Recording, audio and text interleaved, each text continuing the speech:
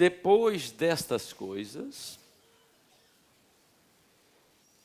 olhei e eis que estava uma porta aberta no céu, e a primeira voz que como de trombeta ouvira falar comigo, disse: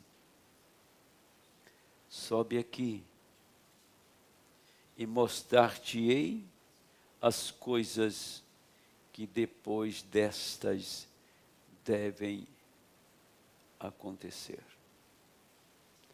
E João subiu. E no verso 5 diz: e do trono saíam relâmpagos, e trovões, e vozes, e diante do trono ardiam 7 lâmpadas de fogo, as quais são os 7 Espíritos de Deus. Senhor Deus, precioso Pai Celestial, dou graças ao Senhor, porque o irmão Brana, que pregou para 500.000 pessoas, e numa chamada de altar, levou 30.000 almas a Cristo, e elas encheram do Espírito Santo. E agora, mais tarde, ele está pregando em um prédio, onde estava reunindo 30 pessoas na audiência. Ele disse que 30 pessoas enchia o ambiente onde ele estava pregando. Ele foi fazer aquilo porque o Senhor o havia mandado. E disse Samuel: obedecer é melhor do que sacrificar, porque a desobediência é como idolatria e feitiçaria. Senhor Deus, que não haja em nosso coração um espírito de desobediência ao Espírito Santo, mas que em nosso coração haja, Senhor, um quebrantamento tão grande que possamos transpor todas as barreiras e dificuldades que se encontrar diante de nós. Nós fomos chamados para uma luta. Nós fomos chamados para representar o Senhor Jesus Cristo. Nós fomos chamados para difundir a luz. Nós fomos chamados, Senhor, nesta hora final, para fechar a cortina do tempo e abrir a eternidade. A nós cabe, Senhor, uma grande responsabilidade. Pai, coube a nós, nesta hora, ser os heróis dos dias finais. Tivemos grandes heróis como Sadraque e seus filhos. Tivemos grandes heróis como foi Gideão, Josué, Samuel, Davi. Mas agora cabe a nós ser o herói deste tempo. Eles tinham espada na mão, eles lutavam, eram tão rápidos como a águia, diz o profeta. Ninguém os abatiam, ninguém os venciam, os valentes de Davi.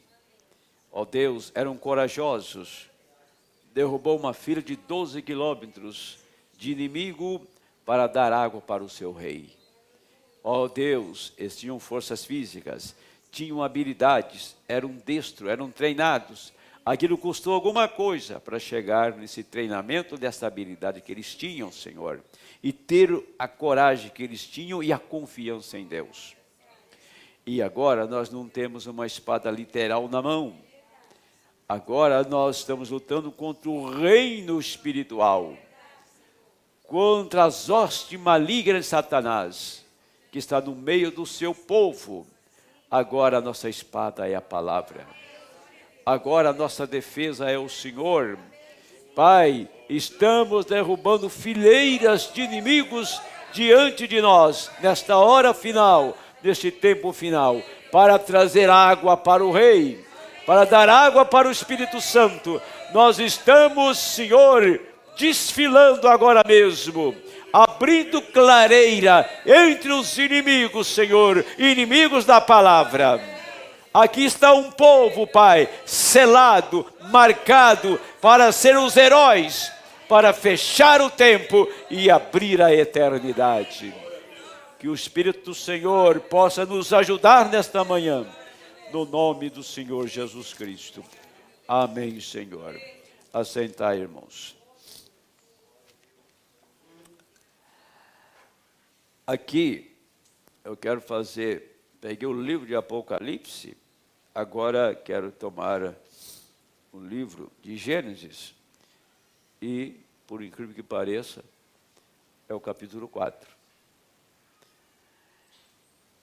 E conheceu Adão a Eva, sua mulher, e ela concebeu e teve a Caim, e disse: alcancei do Senhor um varão. E teve mais a seu irmão Abel. E Abel foi pastor de ovelhas, e Caim lavrador da terra. E aconteceu ao cabo de dias, que Caim trouxe do fruto da terra uma oferta ao Senhor. Abel também trouxe dos primogênitos das suas ovelhas, e da sua gordura atentou o Senhor para Abel e para a sua oferta. A Bíblia faz a diferença. A Bíblia diz assim, que Caim trouxe fruto da terra. Não fala que fruto era esse, apenas fruto da terra. Mas quando você chega em Abel, diz, ele pegou o melhor. Pegou o primogênito, o melhor cordeiro que ele tinha do seu rebanho para sacrificar o Senhor. Ele não foi lá, pegou o menorzinho e o doente. Ele pegou o melhor, ele era pastor de ovelha. Ele era um tipo de Cristo e deu o melhor para o Senhor. Aquilo estava nele. Aquilo era a sua natureza. Aquilo era o que ele desejava. Ninguém o instruiu antes. É melhor você ir lá e pegar o melhor do rebanho, viu? E se você não pegar o melhor do rebanho, Deus não vai aceitar o seu sacrifício. Fica esperto, hein? Ninguém falou isso para ele. Aquilo estava nele. Se a gente fosse abrir agora um grande leque, nós temos dado o melhor. Nós temos sacrificado o nosso melhor tempo para o Senhor. Porque ele foi lá e sacrificou o melhor que ele tinha. O primogênito daqueles cordeiros. O primeiro cordeiro do rebanho, que apontava para Cristo, que era o primeiro filho unigênito do Pai. E o Senhor Jesus despojou toda a sua vida e se entregou. Ele deixou o melhor que ele tinha. Ele deixou sua glória, deixou seu esplendor, ele deixou o céu, deixou a eternidade e veio parar no tempo, veio parar entre os pecadores. Ele revestiu de uma roupagem mortal, de uma roupagem débil, frágil, que necessitava do sono, da comida, da água, uma roupagem que podia trazer cansaço e que se irritava. Todas as paixões acontecia com aquele homem, que ele estava vivendo num corpo de carne. Não tinha pecado, mas era um corpo de carne sujeito à morte. Para quem estava na glória, ele deu o melhor que ele tinha, despojou, deixou tudo o que ele tinha para tomar o meu lugar, para me levantar para o seu lugar. Isto se desce, entra no coração de um homem, de uma mulher, que o Senhor deu o melhor, e aquilo o leva a ver com os olhos do Espírito como aquilo aconteceu. Não tem como a gente não pensar em dar também para o Senhor o melhor que nós temos. O melhor. O nosso tempo, a nossa vida, tudo. A gente oferece isso e ainda sentimos indignos, porque é só o que temos para dar. É só o que nós temos para dar. Mas escutem, eu vou tentar falar um pouquinho com vocês. Apesar que eu estou com rinite, já desde a semana passada, né? Só que eu não tinha inverno. Depois do inverno é primavera, é isso? Está certo, Malvado? O senhor que conhece o tempo. Depois é verão, depois é outono e volta para o inverno. Está certo? Estou bom, hein? Está vendo, doutora? Estou aprendendo bem. Inverno, primavera, verão, outono. Tá. Quem aguenta isso? Se tem 40 graus de calor, você está adaptado. De repente, pum! Vem para 5 graus. De repente, vai para 40. Cai para 5. O corpo humano não aguenta. Aí começa a adquirir uma série de complicações, porque isso é tempo. Não existe lá na eternidade 4 estações, porque lá não tem tempo para medir as estações.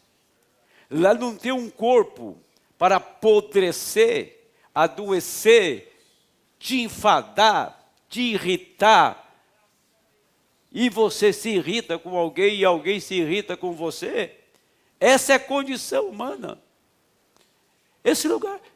E nós gostamos disso aqui, né? Bom, pelo menos muita gente gosta disso, né? E gostamos. E pensa que só comer finas iguarias vai ser tudo que ele quer na vida. Lá na minha casa tem um moço que só pensa em comer. Você mostra comida para ele, ele delira. O senhor sabe? Deixa eu falar.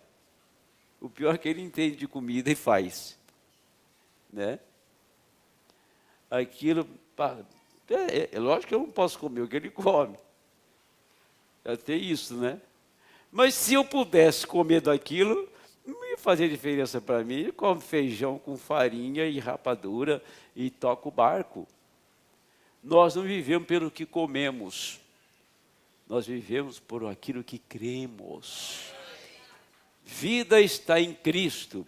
Vida está na palavra. Vida não se traz com feijão e arroz, né? A linguicinha do Arley, né? Linguicinha do Arley de fim de semana. Estamos começando os trabalhos. Ele fala assim, ele coloca aí para todo mundo ver. Estamos começando os trabalhos de fim de semana. Linguicinha e frango.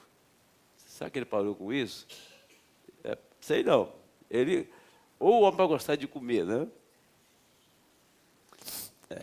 E pois lá na minha casa também tem alguém que gosta muito de comer. Mas se nós gostamos de comer, é a palavra. Porque isso aqui resulta em vida eterna. E aquela comida só resulta em morte, né? Mas vamos... Primeiro, eu quero abrir um assunto aqui para mostrar como as coisas acontecem. Você viu que Abel pegou o melhor que ele tinha e deu para o Senhor? Mas Abel não tinha um pastor para pregar para ele. Abel não tinha um profeta para revelar a ele. Não me diz que Abel tinha outro irmão além de Caim. Abel tinha um pai. E aquele pai viveu com Deus. andou com Deus não sei quantos anos, era Adão. Adão era o homem experiente. Tá? Adão era o homem que fez uma roupagem para ele fugir da presença do Senhor. E Deus não aceitou aquilo, tirou aquelas vestes de folhas de figueira e colocou a pele do cordeiro nele. Agora Adão, ele não passou por um processo que o Senhor Jesus passou. O Senhor Jesus, ele teve o mesmo processo que eu, que você, que nós tivemos. Ele veio do ventre de uma mulher. Adão não veio do ventre de uma mulher. Adão, quando ele acordou para aquele corpo que Deus fez do pó da terra, ele já era um homem formado. Ele não tinha nem ideia, né, como que isso aconteceria. Entendeu? Ele não sabia.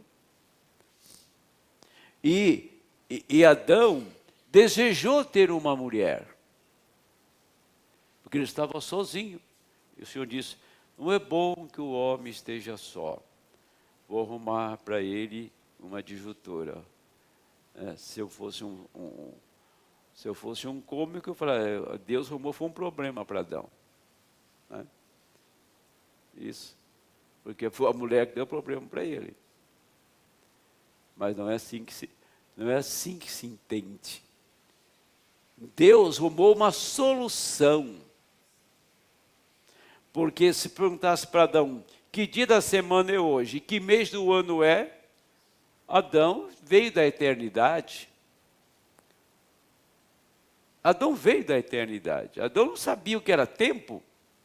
Agora, quando Deus fez Adão, ele já não estava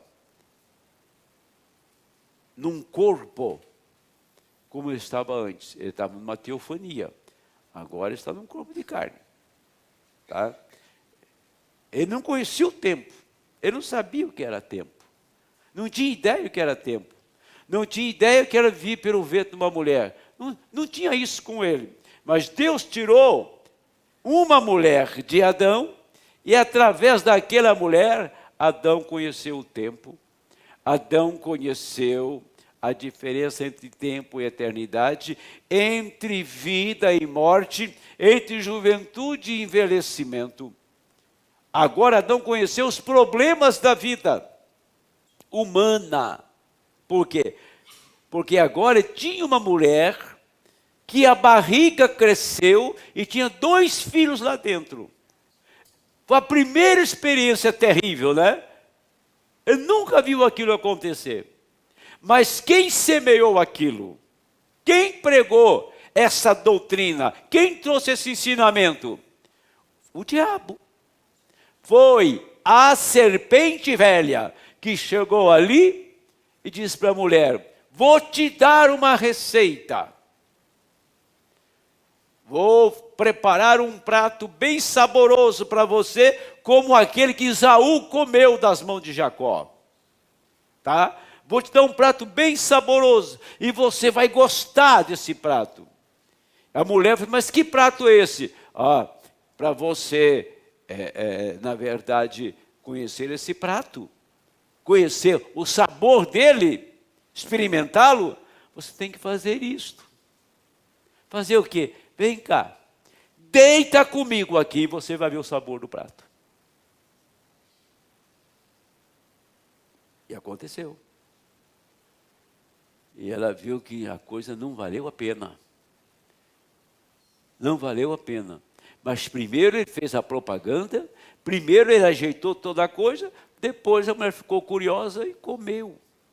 Essa foi a doutrina, e essa continua sendo até hoje a mesma coisa. Não tem uma religião no mundo que não te ofereça conforto e uma vida boa aqui na terra. Isso não é verdade. Isso não é verdade. Isso é mentira. Oferecer uma vida boa aqui, viu? É mentira. Isso não é verdade. Aqui a coisa é luta. Você veio aqui na terra para lutar cada pedacinho do tempo. E o tempo vai marcar no seu cabelo, e o tempo vai marcar no seu rosto, e o tempo vai marcar pelos problemas que vão surgindo. Quando eu nasci, eu não conhecia problema. Depois fui para a escola, começou a complicar um pouquinho. Depois fiquei mais velho, complicou mais. Depois eu casei, complicou muito mais. Depois fiquei velho, ficou pior. Viu, dona Gabriela? É uma ascendência de problema. Não tem criança nessa igreja não, Nem criança tem na igreja hoje. Até as crianças sumiram da igreja hoje. Quem que tem bebê de colo aqui? Ninguém. Você está acabando a humanidade mesmo, né? Não tem mais que não nasce mais criança. O problema da Europa é esse. Está tudo velho na Europa. Daqui a 40 anos não tem mais jovem. Daqui a 40 anos a minha neta está velha. Que já tem 40 e poucos anos, né? 46 anos. Já está velha. Estou olhando para mim. Tá? Porque não nasce mais criança, é um por casal, e quando tem um. E agora você sai na rua, você encontra 10 velhos e um jovem. Não é verdade? E velho não produz muita coisa, não. Velho é cheio de problema. Porque eu descobri que velhice é uma consequência, velhice é doença. Ficar velho é adoecer.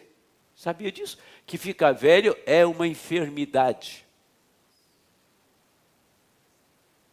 A velhice é um caso sério. Um fica careca, o outro é hipertenso, o outro é diabético, o outro fica esclerosado, o outro tem mal de Alzheimer, o outro tem mal de Parkinson. Que é isso? Está dizimando todo mundo, fica meio bobo assim, não sabe o que fala, e esquece de tudo que fez. Esquece de tudo. Ele lembra do dia que ele nasceu, mas não lembra que ele comeu hoje. Lembra-se da coisa imediata, mas não lembra. Ou lembra de coisas de 100 anos, mas não lembra do momento. Isso é consequência do tempo, da velhice. Não tem nenhum velho que não seja saudosista. Mas quando você lê o velho Paulo falando, eu lanço para frente, não para as coisas que para trás ficam, mas para o prêmio da soberana vocação. Amém? Olhe para frente. Eu não posso voltar ao João Henrique de 18 anos, nem quero, eu não valia nada naquele tempo. Nem quero voltar ao João Henrique de 25 anos, eu quero ir para frente, porque há alguma coisa me esperando lá, uma juventude eterna. Sair desse cárcere, sair dessa casa de prisão e ir para uma plena liberdade. Amém. É para lá que estamos indo. Aí vem a ciência renovando as pessoas, estica para lá, estica para cá, e pinta o cabelo, e faz estética, e vai para a academia, e faz tudo. As velhinhas de 80 anos parecem, mas não adianta, minha filha, o peso dos 80 anos está lá. Morreu uma senhora, faz 2 dias atrás, eu ouvi a fotografia dela, até espantei. A matriarca da Voz da Verdade. 88 anos. Chama Isa e Bararababá. Está aí. Você conhece, né? O Carlos Moisés, o pessoal da Voz da Verdade aí. A banda é mais rock do que hino. Quando começaram, era muito bom. Olhei assim para a velha, rapaz, antes dela morrer, cabelinho azuladinho, bonitinho assim, não tinha ruga, nada. Você não dava 40 anos para ela. Está podre na sepultura, ela morreu com 88. Quer dizer, todos os recursos que ela usou não segurou a morte. Não deteve a morte. Só tinha uma casquinha do lado de fora que aparentava alguma coisinha, aparentava uma juventude falsa. Nós não estamos indo para uma juventude falsa, uma juventude real. Isso aqui tudo é falso. E você está parafusado nessa coisa aqui. Liberte-se disso.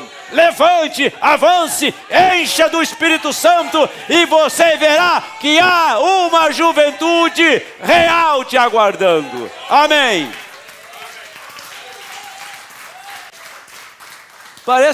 Parece que eu plantava feijão e milho ontem, mas já faz quase 60 anos.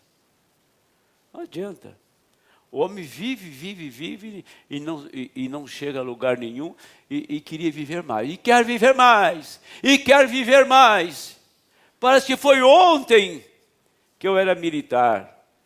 Corria daqui lá no centro da cidade. Corria igual uma gazela.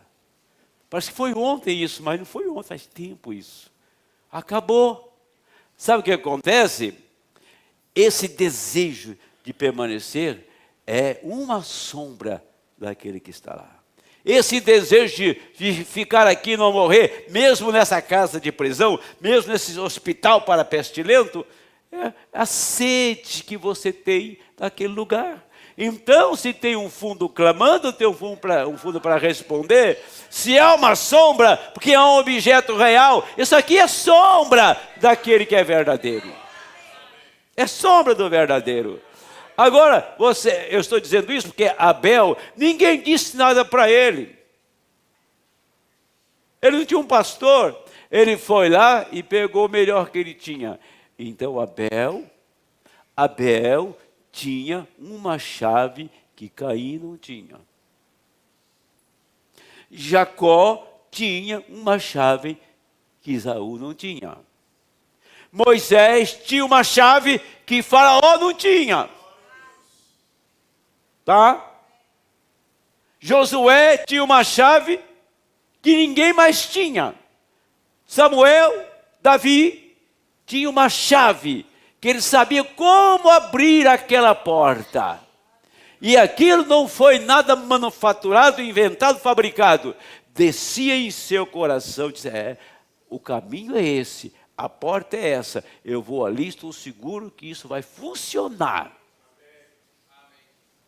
Como que você explica um homem pegar uma vara de amendoeira, que mais tarde foi a vara de Arão, que ficou atrás do véu e refloresceu, aquela vara ressuscitou, aquela vara seca na mão de Moisés, ele chegou diante do mar, aquele paredão de água, não via o outro lado, levantou a vara, conforme ele foi levantando assim a mão, o mar foi abrindo. A hora que ele ficou lá em cima com a mão, já deu vista do outro lado. Ele tinha a chave para isto. Ele tinha a chave para isto. Você encontrou a chave para a vida. Você encontrou a chave do outro reino. Você encontrou a chave que abre a porta do céu. João tinha esta chave. Abel tinha esta chave. William Branham trouxe para nós uma chave e abriu cada porta da palavra, amém? Os mistérios revelados, abriu a porta da palavra, e onde você chega na Bíblia tem uma porta aberta. Quando todas as portas estão fechadas para o mundo religioso, todas as portas celestiais abriram para nós, amém? Agora, você observa uma coisa, não é questão que você fez um grande esforço para chegar onde você chegou. Você não fez nada. Tudo já está pronto, feito e acabado. A obra está consumada. Ele apenas foi te guiando por este caminho. Levando por este caminho, até chegar no tempo que nós chegamos. Então vamos lá. Deixa eu ler um texto aqui antes de entrar aqui nesse altar aqui. Há muitos anos atrás, havia um homem que cria, que ele tinha talento, tá? para escrever história. Isto foi o maior sucesso da história. Ele era de Kansas, Estados Unidos, que era o famoso, deixa eu contar o nome dele aqui, aquele que o Mickey Mouse, pegou o nome dele? Walt Disney. Tudo o que ele fez foi reprovado. Ninguém aceitava o que ele fazia.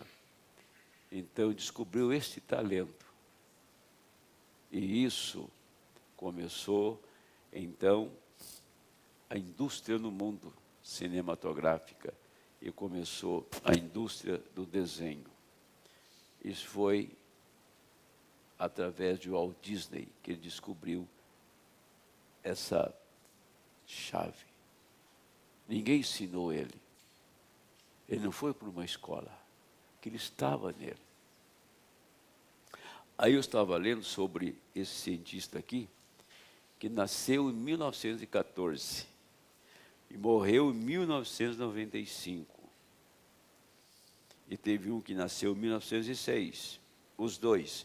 Um chamou Salk, o outro chamou Einstein.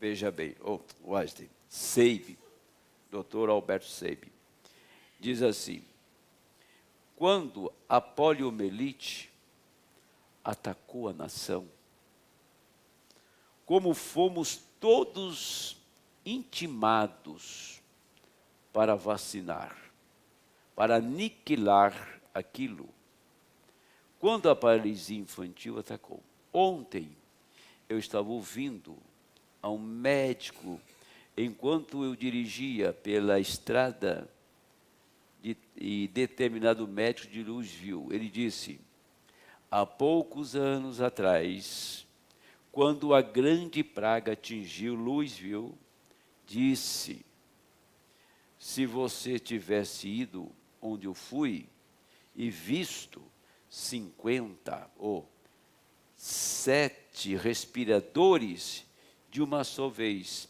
homens e mulheres e meninas paralisados com uma doença chamada poliomielite. Não havia nada que pudesse ser feito a respeito daquilo. Disse: eu nunca quero ver uma coisa como aquela outra vez.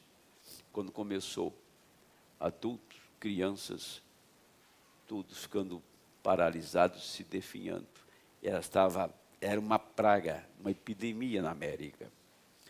Porém, a ciência pensou: se existe tal mal como a paralisia, com certeza há algo para neutralizá-la. E eles lutaram, eles permaneceram nas ruas, eles foram fazer o trabalho, lógico, de imunizar as pessoas, até que um dia apareceu este homem, um cavalheiro cristão, chamado, o nome dele é John Salk, eu acho, John Salk. Descobriu a vacina, porque havia um mal segurando, havia um assassino segurando, havia uma chave em alguma parte que podia destrancar a liberdade outra vez para o homem. A vacina Salk foi o grande tratamento. O que a chave pode fazer? A vacina foi trazida e agora a paralisia infantil está sendo aniquilada com esta vacina, porque eles nunca se cansaram e nem deram por entregue. Aquela chave estava em alguma parte. Havia algo que imunizaria aquilo. e eles estavam supostos a encontrar aquilo. Se existem tais males como a poliomielite, difteria, varíola, febre amarela, tétano, assim sucessivamente, que a ciência, estes males, a quem seja capaz de lutar dia e noite, até encontrar uma imunização para eles. Porque são males, são assassinos, quanto maior é a chave da salvação para um homem que está no presídio do pecado. Há uma chave para aquela porta, para a liberdade do homem. E Salque-Seib foram os responsáveis. Agora, sabe de uma coisa? Eles salvaram. Não tem como se calcular o quantas pessoas ficaram livres dessa desgraça por causa desse homem. Quero chamar a sua atenção para esse ponto. Olha, tinha quantos cientistas no mundo? Tinha quantos bons médicos no mundo? Isso é uma sombra. Estamos vendo uma sombra. Homens renomados. Pesquisas em grandes universidades das melhores. Mas só um homem tinha a chave para parar a poliomielite. O que nós podemos pensar? O irmão Branco está falando dele aqui. Primeiro, vamos lá. Tinha um homem que tinha a chave na mão para parar a morte. Tinha um homem que tinha a chave na mão para fechar o inferno definitivamente. Este homem chama-se Jesus Cristo. E que provou que ele tinha parado a morte e o inferno, porque ele provou, ele só não pregou, só não ensinou, mas ele levantou entre os seus, disse: eu sou eu mesmo, que estive morto sexta-feira, faz 3 dias hoje, estou vivo para sempre. Ele tinha a chave da morte e do inferno. Agora, este homem chegou para um outro homem, disse assim: você é tão mortal como todos os mortais. Você é tão ruim como qualquer homem neste mundo. Mas eu vou mudar o quadro. Sabe o que eu vou fazer? Eu vou te tomar, vou te separar, eu vou te dar uma chave. Esta chave vai abrir o céu. Amém. Chamou um homem chamado Simão Pedro. Simão Pedro disse: aqui está a chave. E Pedro tinha a chave do céu. E aquela chave foi passada para gerações e gerações. Pedro recebeu aquela chave. Agora, quando passamos 2000 anos, e que surgiram todos os tipos de religiões no mundo, meu Deus, o catolicismo é incontável, é inumerável quantos que eles mataram. Não se soma. Tanto eles mataram fisicamente, tiraram a vida de cristãos, que na martirologia é 68 milhões, mas deve ter muito mais do que isso.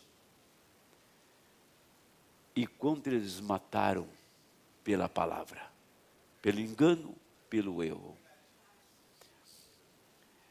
Quem que estava por trás de Adolfo Hitler?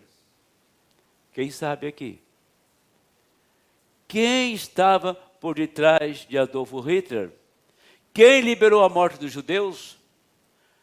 Um papa chamado Pio XII.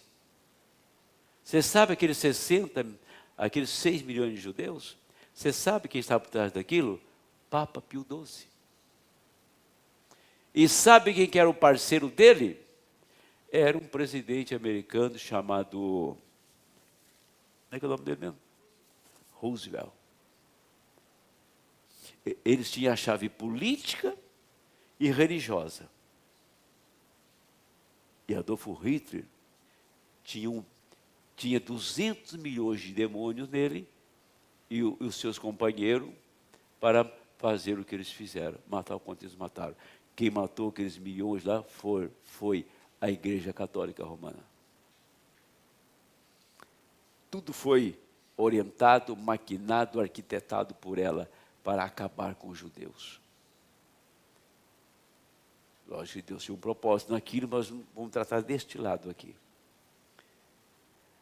E no mesmo tempo, estava chegando um homem, entrando e sendo um homem, que tinha uma chave na mão, que nenhum outro teve durante todas as eras.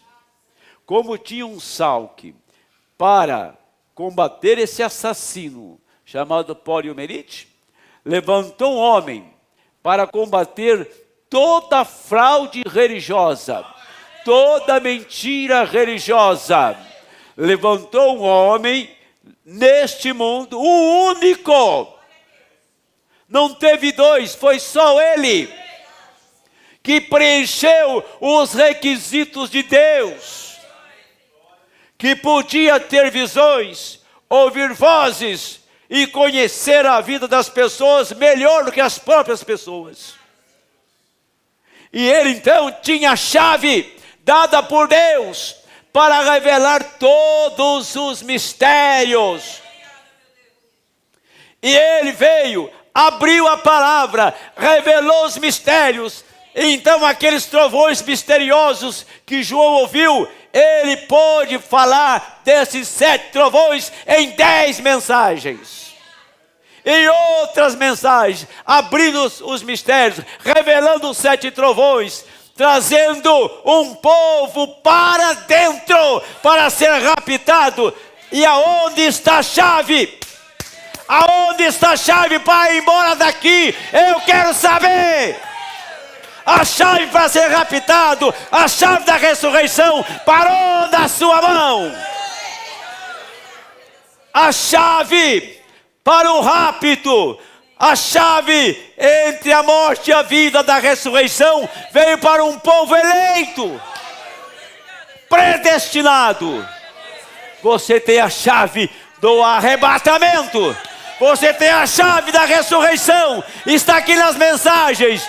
William Branham pôs essa chave em nossa mão. Amém. E você não pode brincar com isso, desperdiçar isto. O único povo na terra que tem a chave para ser transformado, mudado, num abrir e fechar de olhos. O único povo que vai sumir da terra. E Deus não vai dar satisfação para o mundo. Quando ele quis falar de Enoque, ele só falou assim: Enoque andou com Deus 300 anos e Deus para si o tomou. Vai atrás de Enoque. E vem os curiosos falando sobre Enoque, escrevendo livros sobre Enoque. Eu não leio livros sobre Enoque, porque não tem informação dele. Busque informação na Bíblia de Enoque, você encontra. Tem 2 Enoques aí. Tem o filho de Caim. O filho de Caim fez proeza, fez miséria. Tem o Enoque, filho de Caim, e o Enoque que vem da descendência de Sete. Esse só tem um versículo da Bíblia que fala dele, só ele desaparece. Deus não deu satisfação para o mundo dos feitos de Enoque, das proezas de Enoque. Ficou escondido, minha gente, ficou escondido. Deus escondeu Enoque dentro da Bíblia, mas o profeta veio e disse: Enoque, É o homem que representa a noiva que vai embora. A noiva é tipificada por ele. E Deus te escondeu na palavra. Deus te escondeu na palavra. O diabo tem te procurado e não encontra o seu endereço. O diabo tem te procurado e não sabe quem você é. Porque Deus te escondeu na palavra. Aleluia. Estamos escondidos. Ninguém sabe desse povo. E Deus vai tirar essa igreja daqui. E o mundo nada saberá sobre ela. Tivemos a bem-aventurança de ser escondidos por Deus. Escondidos por Deus. Aleluia. É por isso que a gente prega. É que a gente ora. A gente canta. A gente berra. A gente fala. A gente pula diante desse grande Deus. Não somos crentes mortos. Estamos vivos. Aleluia. Satanás, saiba que esse povo está vivo. Aleluia. Não é uma igreja formal. Tem meia dúzia aqui de irmãos. Mas a gente faz um barulho que chega no céu. Aleluia. Glória a Deus. Ninguém pode parar essa gente. Ninguém pode parar. Ou você acha que a oração enche linguiça? Está enganado. Você vai ver o resultado disso. Se você crer, você verá isso. Amém. O altar de Abel não tinha nada de beleza. O altar de Abel não tinha beleza, diz o profeta. Era uma cena horrorosa. Você chega no altar de Caim, era flores, era frutos. Chegou no altar de Abel, uma pedra, um cordeiro sangrando, morto, inerte, deitado sobre a pedra, com sua garganta degolada. Que cena horrível. E Deus, diz a Bíblia aqui, e Deus desceu naquela pedra e recebeu o sacrifício de Abel. Aceitou o que Abel fez. Abel tinha a chave para aproximar de Deus. Abel fez um altar que atraiu a presença de Deus. E Deus fez na terra um altar nesse tempo que está atraindo a presença dele. Cada santo aqui é um altar que está atraindo a presença do Senhor. Aleluia! O Senhor desceu e consumiu o sacrifício. E Abel levantou para sair, o seu irmão veio e disse: que coisa, hein? Eu fiz melhor que você, sou reprovado, hein? O Senhor não quis falar comigo. Então, não fala comigo, não fala com você também. Pá! Matou o irmão. Agora Deus precisava de uma semente, né? Abel estava morto. Escute isso. Abel estava morto. E Deus precisava de uma semente. E depois Adão voltou a conhecer Eva.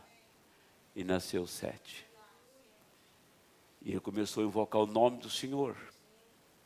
E desses Sete veio subindo uma geração, outra geração, outra geração, outra geração. E na última, Enoque, o sétimo depois de Adão, Deus tomou para si. Sabe o que o Senhor fez? Jesus morreu, Jesus ressuscitou, e o mundo não sabe, porque Jesus é o guardião, é o guru, é o testa de ferro, é o mordomo, para deixar o homem rico, para deixar fazer político famoso. É isso que a igreja acha que Jesus é. Mas Jesus para nós é muito além da riqueza deste mundo, dos luxos desse mundo, da política, da beleza do diabo. Ele é muito mais que isso. Ele é a glória da igreja. Ele é a eternidade. Para nós ele é muito mais do que isso. Por isso não desejamos o mundo, desejamos o céu. Aleluia. Aí veio 7. Deus me deu outra semente em lugar de Abel, que Caim o matou. Então Deus deu uma outra semente. Jesus morreu e Deus levantou uma igreja lá no começo. A mesma semente. Não pense que Abel era diferente de 7. Era a mesma semente. Era a mesma vida, a mesma natureza. Só que estava mostrando morte de Cristo em Abel e a ressurreição de Cristo em 7 e o arrebatamento em Enoque. Nós passamos pela sepultura de Cristo, a ressurreição de Cristo, entramos para os ensinamentos de 7, que é a ressurreição de Cristo, e chegamos exatamente nos dias de Enoque de novo. Você sabia que nós estamos vivendo novamente os dias de Enoque? Quando Deus tomará este povo, levará daqui e ninguém saberá de nada. Nem a família de Enoque sabia que ele estava indo embora. Nem a família dele, nem os filhos, nem a mulher dele sabia que Enoque tinha sido raptado. Então nós passamos por todas essas eras, pelas 7 eras, que está representado nessas gerações de 7 até Enoque, e nós tivemos a bem-aventurança de viver novamente nos dias de Enoque, nos dias do arrebatamento. Você podia ter vindo no dia de Lutero, você podia ter vindo nos dias de Wesley, nos dias de Columba, nos dias de Martim. Você podia ter vindo uma dessas eras, mas eu disse não. Esta semente é uma semente especial. Esta semente vai nascer e não vai provar a morte. Eles não irão sentir o sabor da morte, porque a morte está vencida. Eles nasceram para ser transformados. Eles nasceram para ser ressuscitados. Eles nasceram para parar o mundo. Eles nasceram para apagar a fornalha do mundo. Eles nasceram para parar Satanás, parar todo o inferno. Eles têm a chave na mão para abrir o céu. Por isso que o profeta disse que ela tem a chave na mão para abrir o céu e fechar o céu quantas vezes ela desejar. E tem crente esperando que isso virá no futuro. Eu digo que agora mesmo você está com essa chave na mão e você tem a porta do céu aberta, que a porta do céu é Cristo, e você tem a revelação da pessoa de Cristo. A porta do céu é a palavra, e você tem a palavra. Ele deu a chave para você abrir essa porta, e nós abrimos a porta do céu. Quem? Onde estava isso? Então, a vacina, a descoberta para parar aquele demônio, estava em Salk. Ele descobriu aquilo, parou aquela coisa monstruosa. E estava dentro de você parar a morte. Estava dentro de você vencer o inferno. E você não sabia, até que um dia essa chave se manifestou. Hoje você tem a chave para parar o inferno e a morte, amém? E o céu está aberto. Agora eu vou virar outro lado do sermão. Aqui está 290, Apocalipse capítulo 4. Agora observe, note isto. Aqui está o santo dos santos. Este é o santo dos santos. Santo dos santos. Este é o lugar santo. E aqui está o mar, aqui está a luz o castiçal, aqui os 7 que refletem a luz daqui. Está mostrando os 7 castiçais iluminando o santuário. Eles estão guardando e refletindo com fogo de Deus o caminho para a árvore da vida. Vejam, isto não pode vir de uma denominação, de um seminário. Isso tem que vir através da palavra. Agora, deixa eu dizer uma coisa para vocês. Se o Senhor dissesse para Arão, note bem isso, que ele colocasse uma vara atrás do véu lá, de amendoeira, como foi, mas que esta vara já estivesse brotado, tivesse flores, folhas, também frutos, e colocasse atrás do véu. Para quê? A vara estava verde. Disse, coloque atrás do véu uma vara sem vida. Sabe aquela vara que você me encontrou, e eu te encontrei no Monte Horebe, quando você pastoreava o rebanho do seu sogro? Aquela vara que você trouxe juízo sobre o Egito, aquela vara que você levantou e o mar voltou para trás. O mar fugiu diante daquela vara. Pega esta mesma vara que passou por todos os processos. A vara que passou pelo deserto, a vara que esteve no Monte Horebe, a vara que foi no Egito, a vara que abriu o mar. Essa vara tem muita experiência. Esta vara esteve no solo sagrado. Essa vara ouviu a voz dizendo, tire a sandália dos seus pés, porque este lugar é santo. Esta vara estava na presença de uma sarça ardente. Então esta vara caminhou com você todo este tempo. Agora você pega esta vara, que não tem vida nenhuma, que está completamente morta, coloque lá atrás, no lugar santíssimo.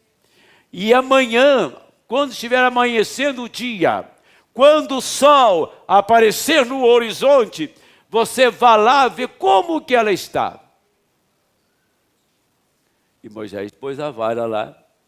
No outro dia, quando o sol estava saindo, apontando para a ressurreição, para um novo dia, ele vai lá e Moisés vê aquela vara exalando perfume. Aquela vara tinha vida. Aquela vara tinha reflorescido. Aquela vara tinha ressuscitado. Sabe o que o Senhor fez? Ele pegou uma vara que passou por todos os processos do mundo, que passou pelos processos das igrejas, que andou aqui e acolá, uma vara seca, sem vida nenhuma nela. Ela não tinha vida própria, aquela vara, porque não tinha vida nenhuma. Agora eu vou pôr a minha vida dentro dela, e ela vai mostrar o que está dentro dela. Ele te pôs atrás do véu, tá?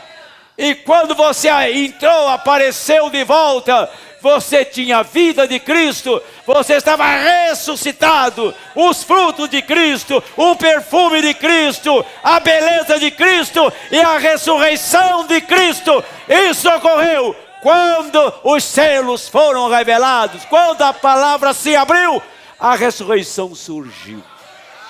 Você é uma vara reverdecida. Amém. Deixa eu ler um pouco mais. Agora, nisto eu quero mostrar e deixar isto claro. Ele está falando do Éden lá. É um altar. Agora você pode ter sido um altar. Você, agora, isto pode ter sido um altar no jardim do Éden. Esse altar que nós acabamos de ler ali. E lhe direi por quê. Você recorda que ambos, Caim e Abel subiram até aqui para adorar? Então aquilo mostrou que o altar de Deus foi mudado e colocado aqui no jardim do Éden. Esse altar estava no céu e desceu na terra, colocado no jardim do Éden. E o único caminho de volta para o Éden é através do altar. Aqui está você novamente, de volta ao Éden, através do altar. E eles tinham que conservar aquele caminho ali, guardá-lo, pois eles não podiam voltar ali até que este altar fosse coberto com sangue. Está falando dos guardiões do altar, que guardavam o caminho da árvore da vida, representado por aqueles querubins que guardaram a árvore da vida, representado pelas tribos de Israel que guardaram a arca no deserto, representado pelos 4 evangelhos, que é Mateus, Marcos, Lucas e João, que guardou o caminho da árvore da vida. E chegaria um tempo que você faria toda essa trajetória e voltaria a comer da árvore da vida. Agora, eles colocaram um altar na porta do Éden. Este altar de Abel aqui não estava dentro do Éden mais. Estava na porta do Éden. E a árvore estava dentro do jardim do Éden, figurativamente, tá? Então, a árvore, tenha paciência comigo, porque isso aqui vai longe. Não sei para onde vai. Esta árvore era uma figura. A árvore estava dentro do jardim e o altar na porta. Mas deixa eu dizer para você agora, entenda isto, que você não está mais caminhando para chegar nesta árvore e que você não está mais na porta do Éden. Aonde você foi? O profeta está dizendo que quando Jesus morreu, o sangue foi derramado, ele trouxe 7 luzes durante 7 eras, que são 7 mensageiros, até que a última luz das eras se apagasse e você entrasse dentro do Éden para comer de novo da árvore da vida. Aonde a noiva está? Ela não está mais na trajetória das 7 eras, tá? Ela não está mais na porta do jardim. Quando a palavra abriu, quando os mistérios foram revelados, você entrou no jardim para comer da árvore da vida.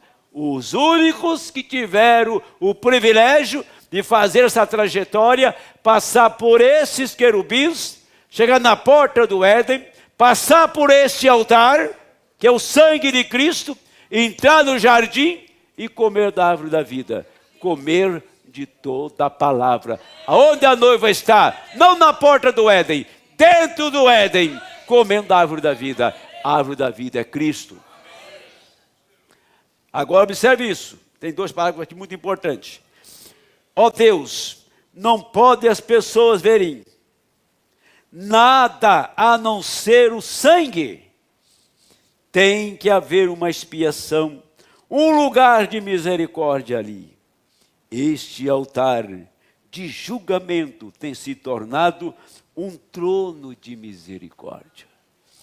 Julgamento para os perdidos, misericórdia para os santos. E quando este altar,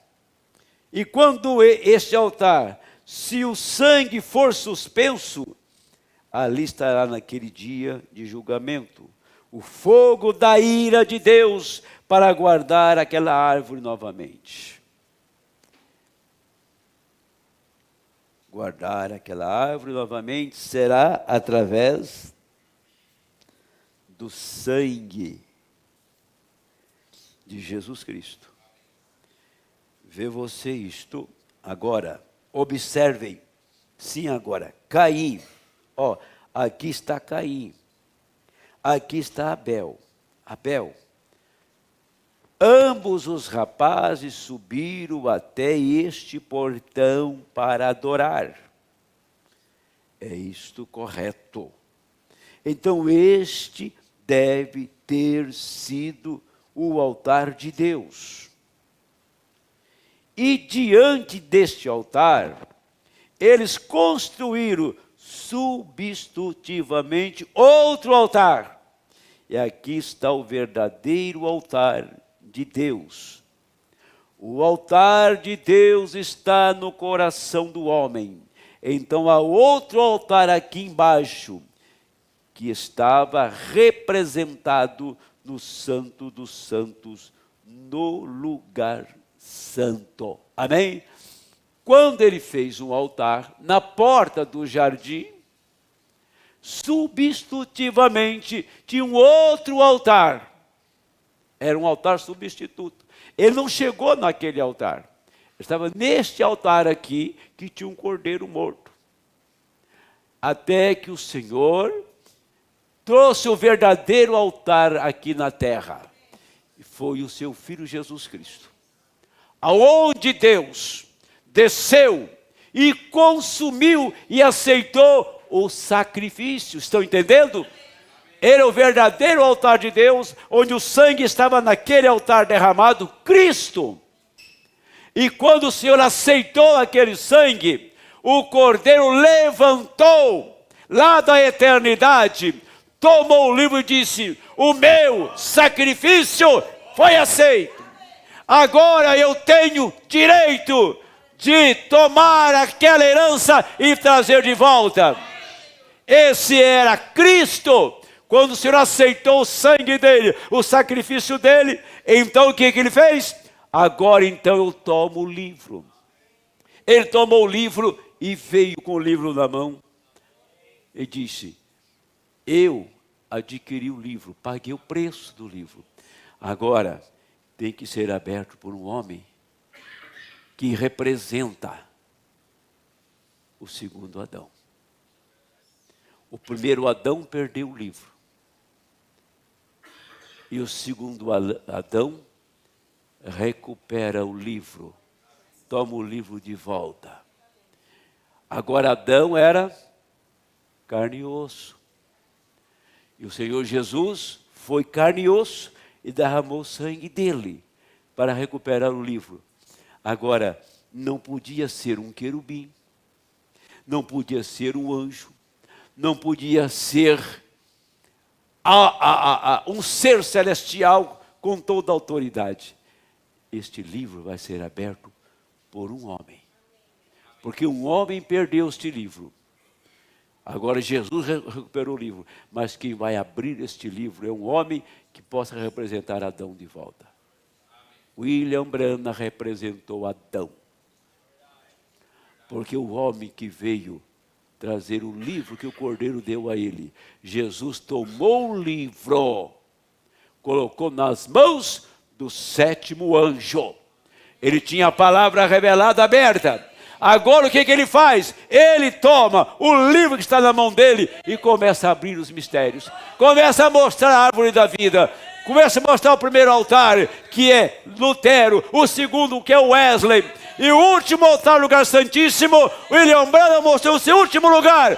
Quando ele abriu a palavra, já não estava mais dentro das eras, já estava dentro do jardim, comendo da árvore da vida. Sim, lá dentro do jardim, comendo da palavra, quando ele abriu a palavra. Onde estava esse livro? Na mão do sétimo anjo, que o Senhor recuperou e devolveu. Agora o Senhor vem e saca William Branham, porque terminou seu ministério, e fala: agora o livro vai estar com cada eleito. Você tem o livro da vida na mão. Nesta manhã, você está dentro do jardim. Aquele altar, que era o altar natural de Abel, na porta do jardim onde ele morreu, tinha um outro altar invisível. Este altar viria neste tempo agora para voltar dentro do Éden. Quem que é esse altar? A noiva. O eleito é o altar que está dentro do jardim do Éden. Aquele foi na porta do jardim. E o último é dentro do jardim. O primeiro estágio, o Lutero e Wesley, estava dentro do jardim. O último é atrás do véu, escondido atrás do véu. Por que que a noiva ninguém conhece? Por que que a noiva está escondida? Uma vez você atrás do véu, ninguém te vê. Uma vez atrás do véu, ninguém está ouvindo a sua voz. É um lugar secreto. Você está amparado pela glória da Shekinah. Na presença do Senhor, ninguém te vê. Você está atrás do véu. O que ele fez? Escondeu ela atrás do véu, onde está a glória da Shekinah. Amém. Deus abençoe em nome do Senhor. Aleluia. Glória a Deus.